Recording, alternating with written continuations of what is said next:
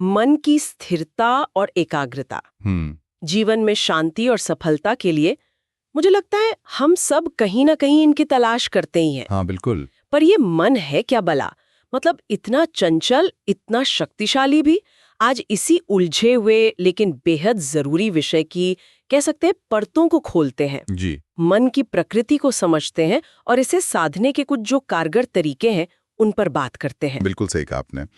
देखिए, मन की ना अपनी एक अलग ही दुनिया है, विचारों से, भावनाओं से, यादों, कल्पनाओं से भरी हुई। हाँ, पल में यहाँ होता है, अगले ही पल कहीं और। या इसकी इसी चंचलता का जिक्र हमारे दर्शन में, योग शास्त्र में बार बार आता है। आप श्री रामचरितमानस देख लीजिए या भगवत गीता, दोनों ही ग्रंथ मन को समझने और इसे वश में करने की जरूरत पर बल देते हैं। हाँ, पर ये कोई आसान काम नहीं है, ये भी सच है। हाँ, वही तो फिर सवाल यही उठता है कि क्या इसे सचमुच साधा जा सकता है? मतलब क्या विचारों के इस अथाह सागर को शांत करना संभव है? अंतर साधना से ही संभव है, लेकिन हाँ, अभ्यास के जरिए मन को काफी हद तक शांत और एकाग्र बनाना बिल्कुल संभव है। ये एक यात्रा है, मंजिल नहीं। यात्रा, हाँ। इसे समझने की जरूरत है कि मन भटकेगा, यही उसका स्वभाव है। असल बात यह है कि हम उसे वापस लाना सीखें, बार बार।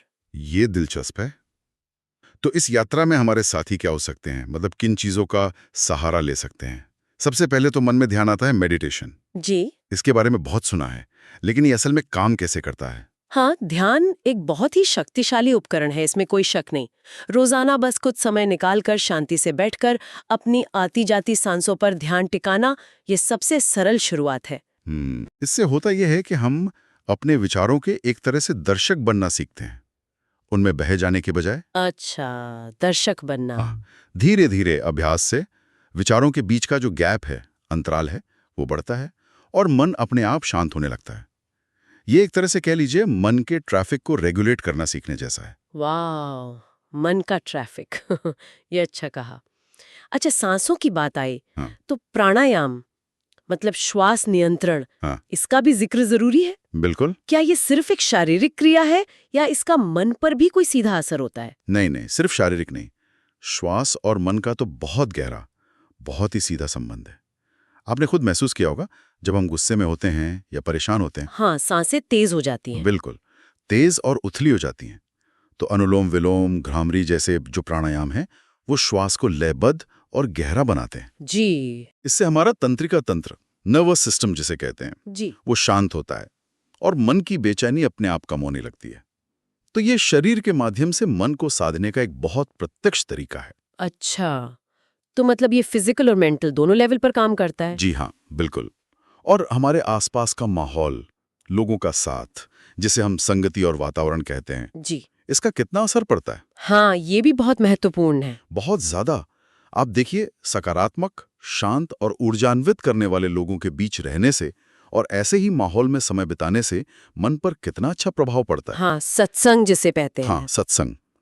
वहीं दूसरी तरफ अगर नकारात्मकता है, कलह है या बहुत ज्यादा शोरगुल वाला माहौल है, तो मन आसानी से विचलित और अशांत हो जाता है। सही बात है। तो हमें थोड़ा सचेत होकर चुनना होता है कि हम अपने मन को किस तरह के इनपुट दे रहे हैं, किस माहौल में रख रहे हैं। इसका मतलब ये हुआ कि हमें अपनी दिनचर्या में कुछ नियमित साधना और एक तरह की जागरूकता को शामिल करना होगा। बिल्कुल। जैसे शायद पूजा या जप या फिर बस अपने विचारों पर नजर रखना। ये कैसे काम करता है? बिल्कुल। नियमितता जो है वो अनुशासन लाती है। कोई भी एक अभ्यास चुन लें, चाहे वो मंत्र जप हो, अपने इष्ट देव का ध्यान हो या स्वाध्याय, मतलब कुछ अच्छा पढ़ना, और उसे रोज नियम से करें। इससे मन को एक दिशा मिलती है, एक ठहराव आता है और साथ ही जो आपने कहा, विचारों का निरीक्षण, यानी ये जागरूकता कि मेरे मन में अभी क्या चल रहा है, ये बहुत महत्वपूर्ण है। जी जब हमें पता चलता है कि अरे मन तो भटक गया है, तो बिना खुद को कोसे, बिना परेशान हुए धीरे से उसे वापस वर्तमान क्षण या अपने काम पर ले आना, यही अभ्यास धीरे धीरे एकाग्रता बढ़ाता है। और हमारी जीवन शैली, आजकल की जो भागदौड़ भरी जिंदगी है, उसमें खान पान और रहन सहन का क्या रोल है इसमें? और ये बहुत बड़ा रोल है। वो कहावत है ना, जैसा अन्न वैसा मन, हाँ, सुना है। वो यूं ही नहीं बनी। सात्विक भोजन यानी ताज़ा, सुपाच्य, हल्का, पौष्टिक आहार, वो मन को शांत और स्थिर रखने में सीधी मदद करता है। अच्छा। इसके विपरीत बहुत ज्यादा तला भुना, मसालेदार, बासी या जिसे तामसिक भोजन कहते हैं, वो मन में उत्तेजना, बेचैनी, अस्थिरता पैदा कर सकता है। इसी तरह पर्याप्त नींद लेना बहुत जरूरी है और नियमित शारीरिक व्यायाम या योग ये भी तनाव कम करके मानसिक संतुलन बनाने में बहुत सहायक हैं। शरीर और मन जुड़े हुए हैं, इनको अलग नहीं देख सकते। सही कहा। शरीर स्वस्थ तो मन भी ज्यादा स्थिर रहेगा। बिल्कुल। और हाँ, एक बात याद रखना बहुत जरूरी है कि ये सब करते हुए भी उतार चढ़ाव आएंगे। हाँ, ये तो होता ही है। हाँ, कई बार ध्यान नहीं लगेगा, मन पहले से ज्यादा भटकेगा, ऐसा भी महसूस हो सकता है कि भाई कोई प्रगति ही नहीं हो रही। जी। लेकिन यही अभ्यास का हिस्सा है।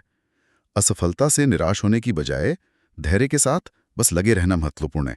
थोड़ा थोड़ा रोज करते रहना। यहाँ पर मुझे भगवत गीता का वो श्लोक याद आ रहा है जिसमें श्री कृष्ण अर्जुन से कहते हैं, जी, योगस्थः कुरु कर्माणि संगम त्यक्त्वा धनंजय सिद्ध्या सिद्ध्यो समो भूत्वा समत्वम योग उच्यते। बिल्कुल। मतलब योग में स्थित होकर मोह या आसक्ति छोड़कर सफलता असफलता में समान भाव रखकर कर्म करो। ये जो समत्व भाव है, यही योग है। हाँ, शायद यही है मन को साधने का सार। अपना कर्म करते रहना, लेकिन फल की चिंता और परिणाम के उतार चढ़ाव से प्रभावित हुए बिना। आपने बिल्कुल सही सार पकड़ा है। मन को स्थिर करना एक निरंतर चलने वाला अभ्यास है, एक साधना है। और ये सिर्फ किसी योगी या साधु के लिए नहीं है, बल्कि हम सब के लिए, हमारे रोजमर्रा के जीवन के लिए उपयोगी है। हाँ, सबके लिए। इससे जीवन में स्पष्टता आती है, शांति आती है और हर काम को बेहतर ढंग से करने की क्षमता बढ़ती है। तो संक्षेप में कहें तो ध्यान, प्राणायाम, सही संगति, एक संतुलित जीवन शैली, नियमित अभ्यास और सबसे बढ़कर अपने मन के प्रति जागरूकता और धैर्य, ये वो साधन है जो इस यात्रा में हमारी मदद कर सकते हैं। जी हाँ, ये सब मिलकर काम करते हैं। अच्छा, जाते जाते एक सवाल श्रोताओं के मन में छोड़ जाते हैं। हाँ, जरूर। क्या मन की स्थिरता का मतलब विचारों का पूरी तरह से शून्य हो जाना है, या फिर विचारों के इस शोरगुल के बीच भी अविचलित रहना, शांत रहना सीख लेना है? इस पर सोचिएगा जरूर। बहुत गहरा सवाल है, इस पे जरूर सोचना चाहिए। और अगर आपको आज की गहरी बातचीत पसंद आई, उपयोगी लगी, तो कृपया इस वीडियो को लाइक करें और हमारे चैनल को सब्सक्राइब करना न भूलें। जी धन्यवाद। हमें सुनने के लिए आपका बहुत बहुत धन्यवाद।